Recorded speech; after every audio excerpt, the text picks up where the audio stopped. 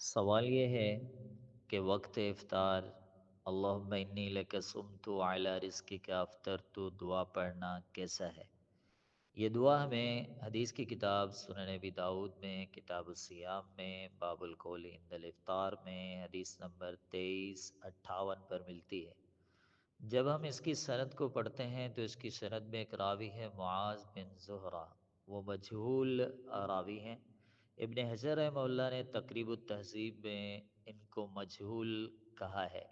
اسی بنیاد پر شیخ البانی رحمہ اللہ نے اور استاذ محترم شیخ زبیر علی زئی رحمہ اللہ نے اس حدیث کو ضعیف قرار دیا ہے، لہذا اس ضعیف حدیث پر عمل نہیں ہوگا۔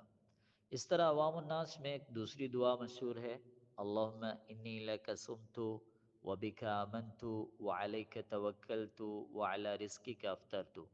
اب اس دعا میں دو مزید اضافی جملے آ گئے، وبک آمنت وعلیک توکلت۔ ان دو اضافی جملوں کی کوئی اصل، کوئی بنیادی دلیل موجود نہیں ہے۔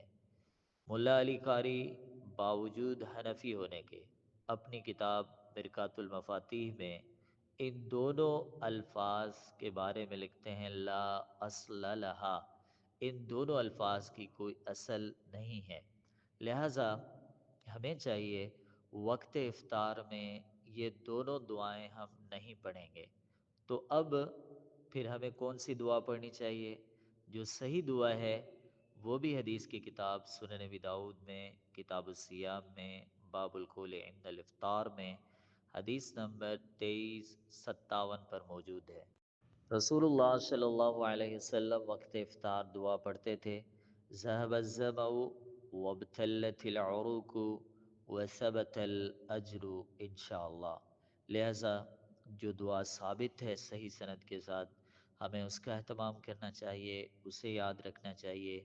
جو حدیث ضعیف ہے یا جس کی کوئی اصل ہی نہیں ہے اس کو چھوڑ دینا چاہیے۔ اللہ ہمیں عمل کی توفیق عطا فرمائے، آمین۔